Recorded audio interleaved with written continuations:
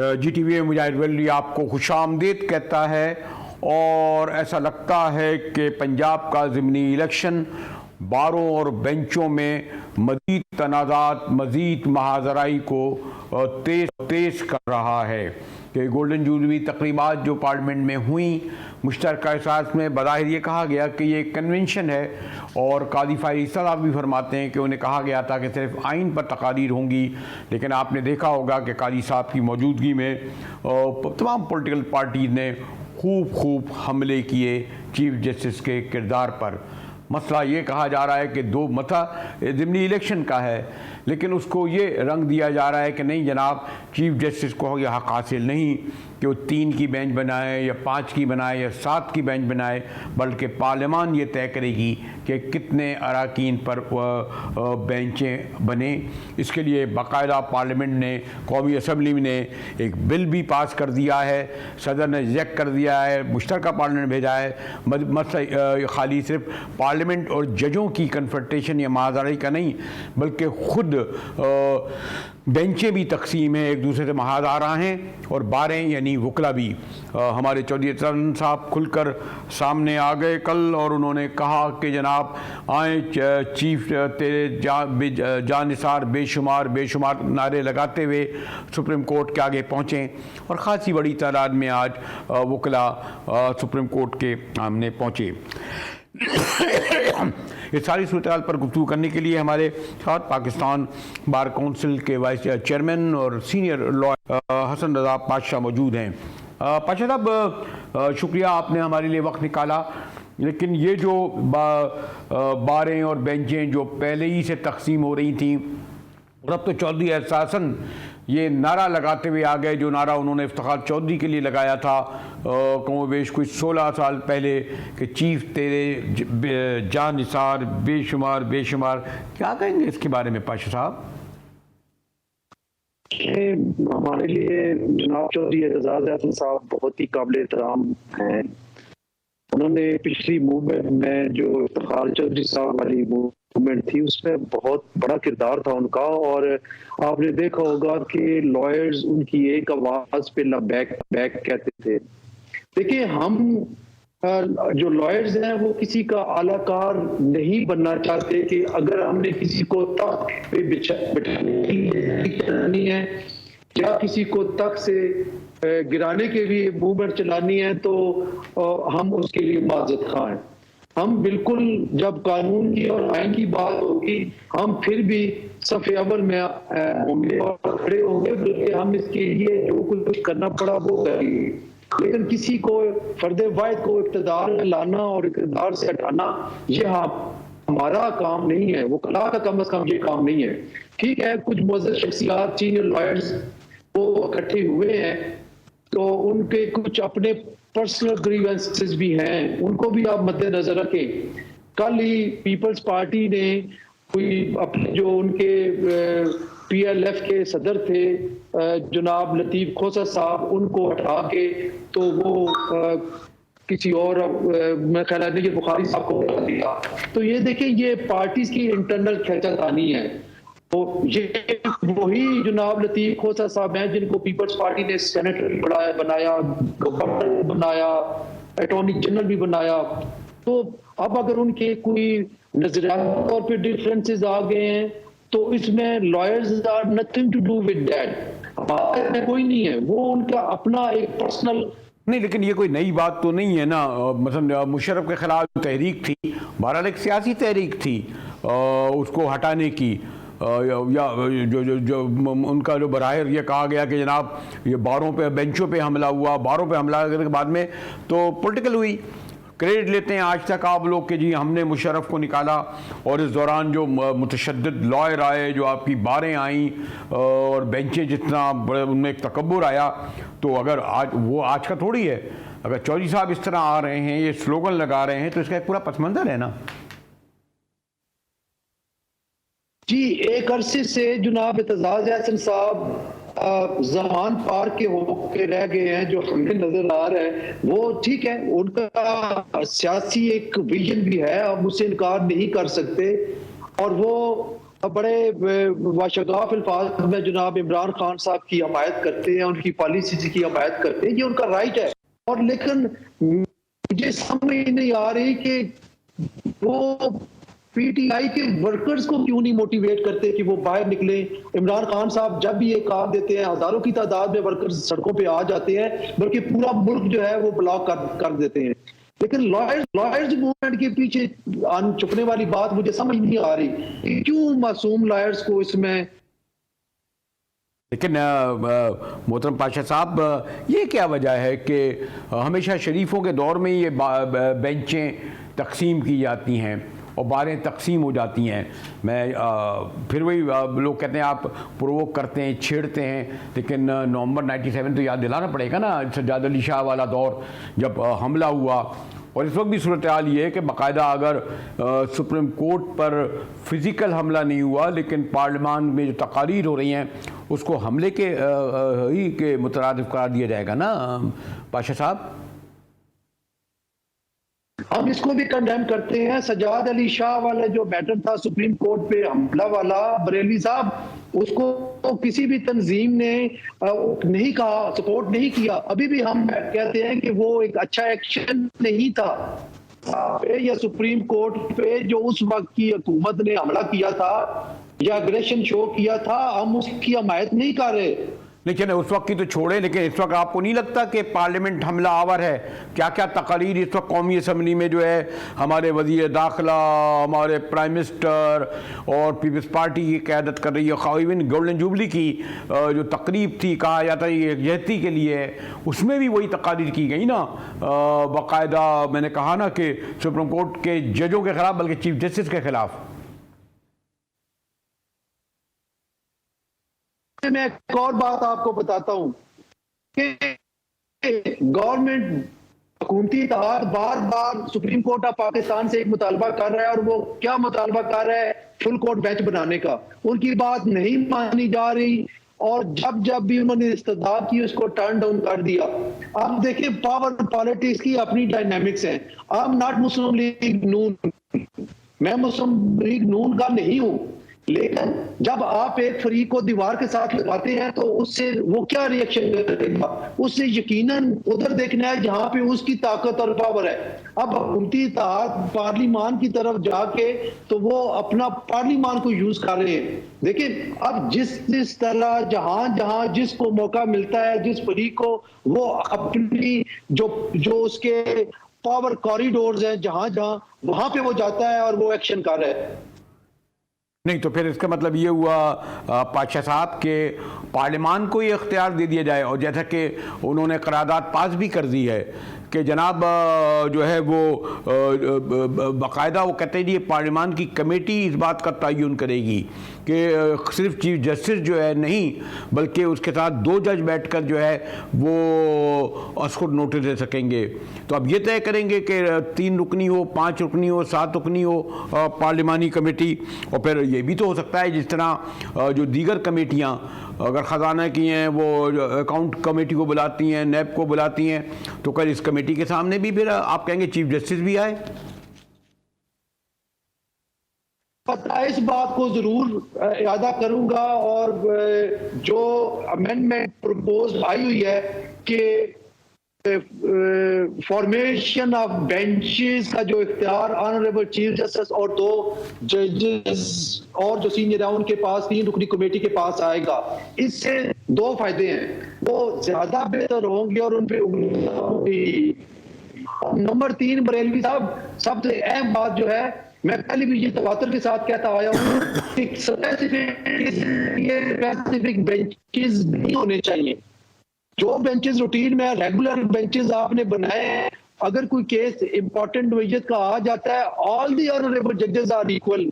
आप जो bench available है उसके पास लगा। जब भी स्पेसिफिक बेंच स्पेसिफिक केसेस के लिए बनाए जाते हैं वहां पे उंगलियां उठती हैं। ये जब कोई कानून बनेगा, हमारे सामने आएगा, तो फिर ही बात करने की पोजीशन में होंगे।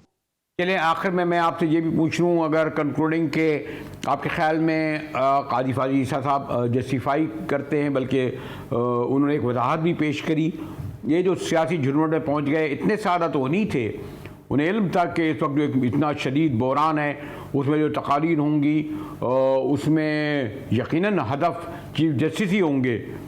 तो उनका ये कहना है कि जी मुझे पता नहीं था और कहा यह गया था। सॉरी पाशा साहब, ये कोई इस पर एक्सेप्ट करने के लिए वाली बात नहीं है। देखिए, अगर तो पार्लियामेंट का बाकायदा सेशन होता आके बैठना किसी भी जज का नहीं बनता था। ये एक गोल्डन जुबली तकरीबात थी और उनमें इनके अलावा बाकी भी जजेस को बुलाया गया था। और जब ये आए तो ये मेजबान का हक बनता है कि वो किसी मेहमान को कहाँ पे बिठाते हैं। उन्होंने जो कुर्सी उनके लिए मुख्तस की वहां पे वो बैठ गए। और एक और आप शायद याद रखें, माजी करीब में जनाब चीफ उस वक्त की चीफ जस्टिस अनवर ज़हीर जमाली साहब सेनेट के बाकायदा सेशन में गए। उस वक्त क्यों नहीं किसी ने एतराज किया और 3 घंटे वहां पे उन्होंने उस वक्त के जो चेयरमैन सेनेट थे जनाब रजा रब्बानी, उनके साथ बैठ के उन्होंने वो सेनेट के सेशन में शिरकत की। तो ये कोई बाकायदा इजलास नहीं था, ये आप इस तरह समझे कि एक फंक्शन था जो गोल्डन जुबली तकरीबात पे मुनक्कद किया गया। मैं नहीं समझता कि उसमें कोई ऐसी कोई बुरी बात है। पाशा साहब, आप बड़े बार काउंसिल तो हैं, बड़े पाए के लॉयर हैं, मेरे से ज़्यादा आपसे ज़्यादा तो आर्गूमेंट नहीं कर सकता। वैसे भी मैं एक तालिब इल्म हूँ, इसलिए आपका शुक्रिया अदा करते हुए एक ब्रेक की तरफ जाऊँगा। 1 साल में इस वक्त जो है कहा यह जा रहा है कि सबसे बड़ा मसला मईशत और मईशत का है। मिलते हैं एक ब्रेक के बाद।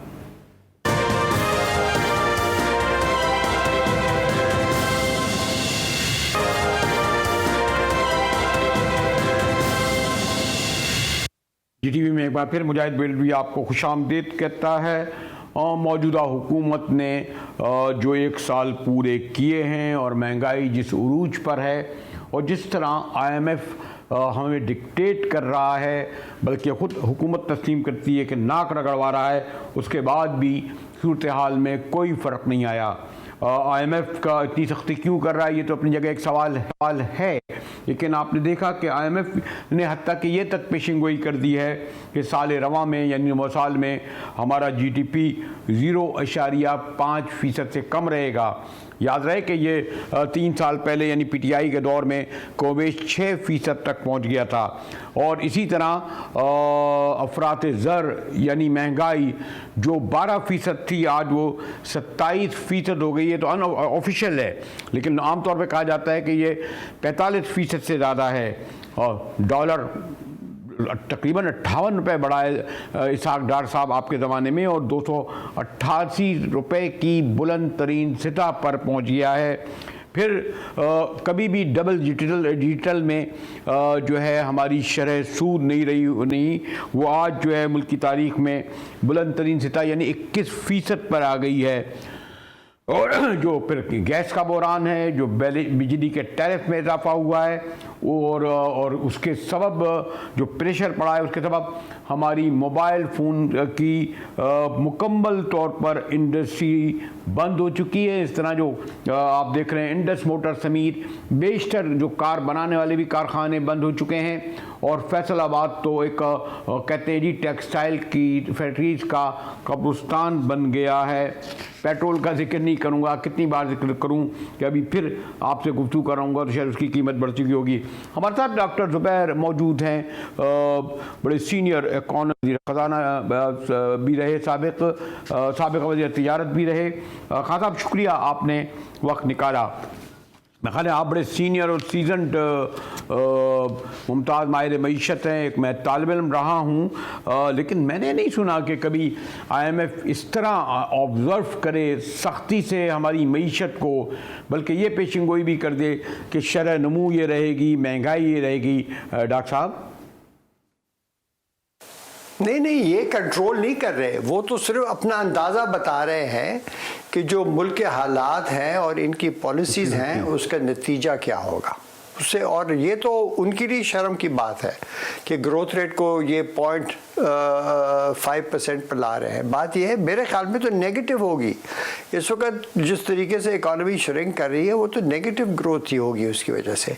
बात ये कि ये कुछ होते हैं फोरकास्ट कि जो इस वक्त मौजूदा हालात हैं और जो पॉलिसीज़ हैं और जो आइंदा पॉलिसीज़ की जाएंगी तो उसकी वजह से क्या हालात होंगे, ये फोरकास्ट है, ऐसे और कुछ नहीं है। लेकिन इसके अलावा मैं आपके साथ एग्री करता हूँ कि इस साल IMF ने जो कंडीशंस लगाई हैं वो बहुत ही तफसीली है और एक्सटेंसिव भी है। ये इस बात की अक्कासी करती है कि एक तो पाकिस्तान की जो अपनी इकनॉमिक टीम रही है मुतवातिर, चाहे हफीज़ शेख हो या उसके बाद मैं उस वक्त मैंने कितनी तनकीद की थी, हफीज़ शेख और बाकिर ने 10 वो उनकी जॉब जैसे उनको मिले 10 दिन के अंदर उन्हें दस्तखत कर दिए। उन्होंने मतलब कि अपना माइंड अप्लाई नहीं किया। फिर शौकत तरीन इज़ नॉट एन इकोनॉमिस्ट, उसने भी आगे उसी तरह ले गया।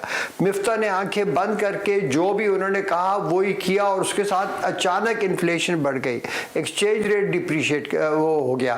फिर जब ये वो आए अपना हिसाब डार, इनको तो आपको पता ही है कि ये तो दाएं बाएं मारते रहते, मतलब भड़के मारी इन्होंने, कोई इकोनॉमी पर वो नहीं। तो इनकी जो नेगोशिएटिंग स्किल है ना वो ना ही इकोनॉमिक अंडरस्टैंडिंग पर है ना ही हकाइक पर होती है। ये पॉलिटिकल बातें करते हैं, वो चलती नहीं है IMF के साथ। अगर ये सही तरीके से नेगोशिएट करते हैं। और दूसरी कमजोरी जो रही है वो ये कि इस हुकूमत ने आते साथ ही अपने एक इलेक्शन मोड में चले गए।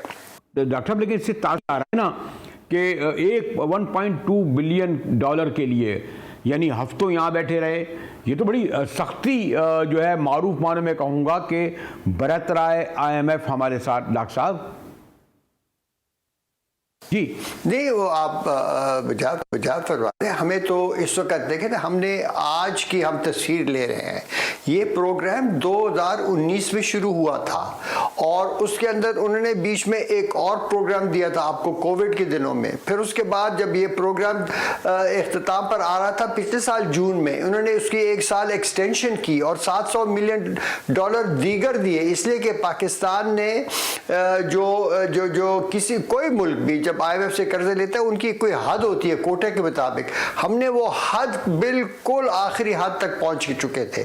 तो उन्होंने तो अपनी तरफ से पैसे देने की और वो कोशिशें की हैं, लेकिन ये पाकिस्तान की हुकूमत, मैं कहूँगा हुकूमतों की कोताहियाँ हैं और गलतियाँ हैं। और इस हुकूमत ने तो उनको और एक्सेलरेट कर दिया। इनको तो परवाह नहीं है कि मईशत के साथ क्या हो रहा है या हमारे जो कर्जे हैं वो कितनी तेजी से बढ़ रहे हैं। इनका जो मकसद है वो सिर्फ एक है कि हमने इलेक्शन के लिए अवाम को किस तरीके से उनका वोट लेना है, तो उसके लिए दीगर काम ये करते रहते हैं। अभी देखें मेंबरान को इन्होंने पता नहीं कितने अरब रुपए दे दिए हैं सारे मेंबर्स को। ये तो कॉन्स्टिट्यूशन के बरखिलाफ है, इस पर भी किसी ने तनकीद नहीं की। और ये इस तरह के अखराजात कर रहे हैं और इलेक्शन के लिए पैसे नहीं दे रहे। यहाँ पर देखें ना, अकाउंटेबिलिटी जो है वो 3 किस्म की होती है, आपको तो पता ही है। एक होती है अकाउंटेबिलिटी जो लीगल फ्रेमवर्क में होती है, एक होती है जो डेमोक्रेटिक सिस्टम में होती है। इलेक्शन जो है ये अकाउंटेबिलिटी है कि भाई क्या एक हुकूमत की कारकर्दगी आवाम को पसंद है कि नहीं, तो वो उसकी अक्कासी होती है एक इलेक्शन में अगर वो फेयर हो। और तीसरी तो अकाउंटेबिलिटी आपको पता है हम सबकी होनी है अल्लाह के सामने। तो ये तो जो है ये इन दोनों अकाउंटेबिलिटी से इस वक्त भाग रहे हैं, इसलिए कि इनकी कारकर्दगी बहुत ही बदतरीन है। अब देखिए बात ये हो रही है कि क्या ये हम ज्यादा कमजोर, देखिए मैं तो इसकी एक मिसाल ये देता हूं कि एक मरीज को इलाज करने का, उसको सर्जरी करनी थी, वो आपने टाइम पर नहीं किया, आपने गलत काम किए, वो मरीज अब ICU की भी आखिरी हद तक पहुंच गया। अब तो आप सर्जरी करेंगे तो मर जाएगा।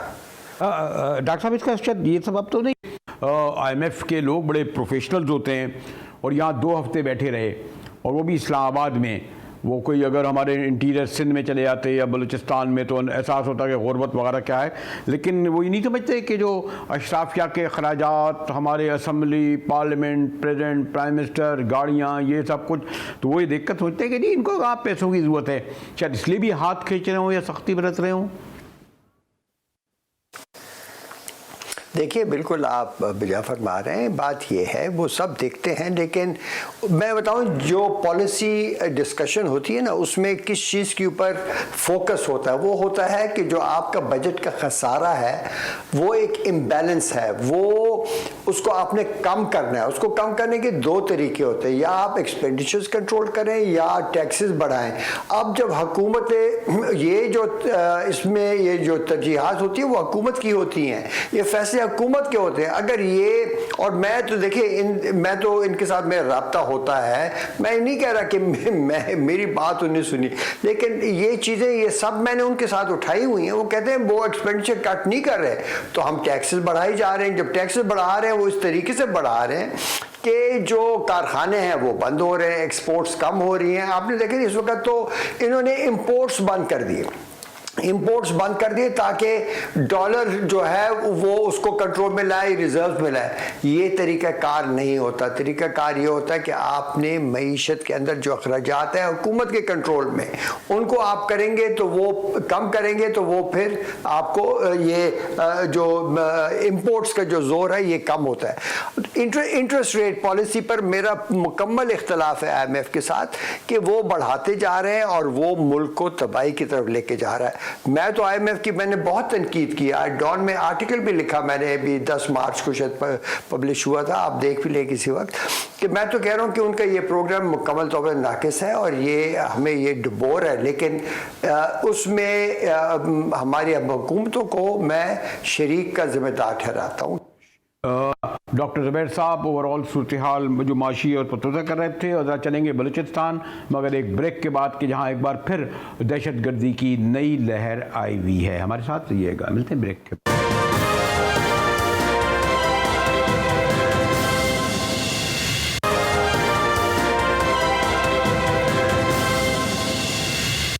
GTV में एक बार फिर मुजाहिद वली आपको खुशामदीद कहता है। और बलूचिस्तान में एक बार फिर दहशतगर्दी की नई लहर आई है। कोयटा में धमाका हुआ, सिक्योरिटी फोर्सेस पे हमले हो रहे हैं, और शायद इसका एक सबब ये है कि BLA के रहनुमा कमांडर की गिरफ्तारी के बाद ही से लगता है ये जवाबी हमले हुकूमत बलूचिस्तान बल्कि पाकिस्तान पर हो रहे हैं।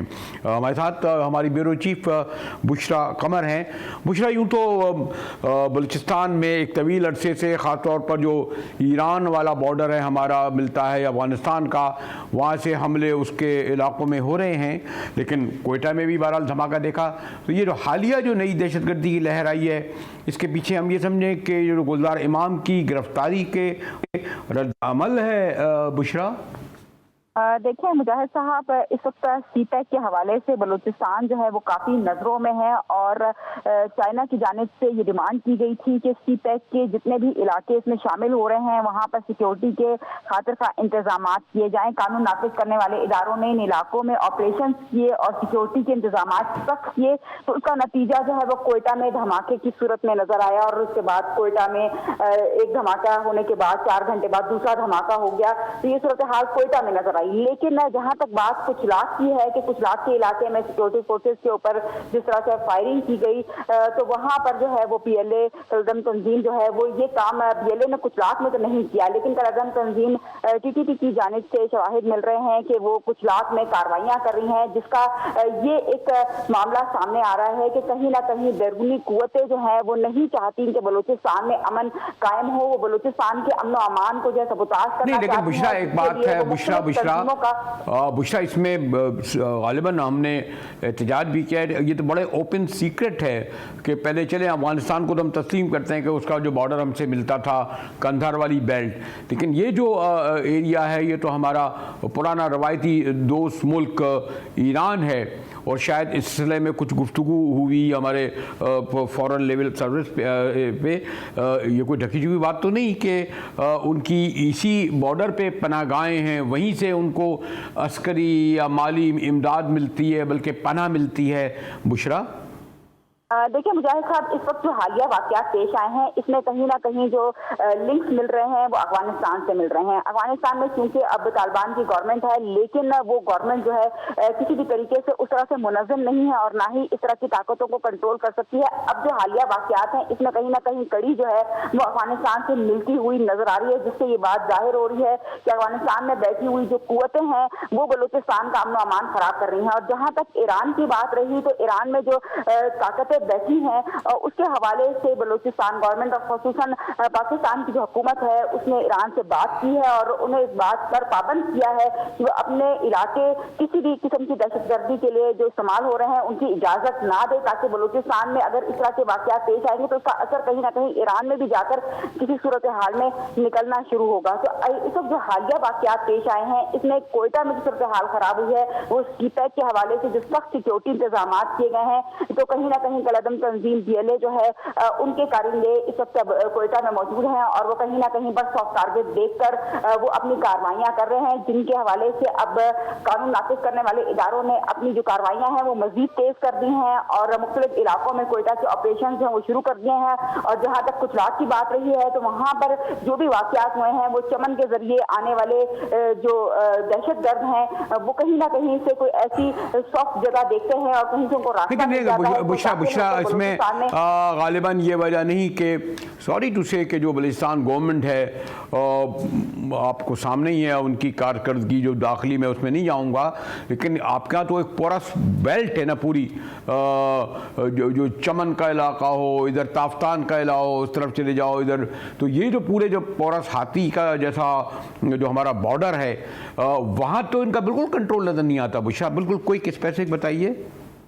देखिए काफी अरसे से, क्योंकि ये बॉर्डर बहुत बड़ा है, ये एक छोटा बॉर्डर नहीं है कि जिसकी सिक्योरिटी ना की जा रही हो। हम देख रहे हैं कि जिस तरह से फौज के और FC के एहलकार, जबकि पुलिस और लेडीज के भी कहीं पर एहलकार जो नजर आते हैं कि वो सिक्योरिटी पर तैनात है, खासतौर पे जो फौज के एहलकार तैनात हैं, FC के एहलकार तैनात हैं, उन्होंने बॉर्डर की सख्ती करने के लिए फेंसिंग भी लगा दी, लेकिन एरिया बहुत ज्यादा बड़ा होने की वजह से मुश्किलात का सामना होता है। और जहाँ पर फेंसिंग लगाई जाती है, आपने देखा होगा कि गुज़िश्ता अखबार में ये नजर आया कि जैसे ही फेंसिंग लगाई जाती थी तो वहां अफगान बॉर्डर से जो है गोलाबारी शुरू कर दी जाती थी, फायरिंग शुरू कर दी जाती थी और वो नहीं चाहते थे बॉर्डर को। ठीक है बुशरा कमर हमें बता रही थी बलूचिस्तान की ताज़ा तरीन सूरत हाल पर। उनका कहना तो यही था कि हमारी सिक्योरिटी फोर्सेज पूरी कोशिश कर रही हैं इसको पाक करें, लेकिन बैरून जो एक हाथ है उसको नज़रअंदाज नहीं किया जा सकता। इसी के साथ ही GTV से मुजाहिद बेली को इजाज़त दीजिए।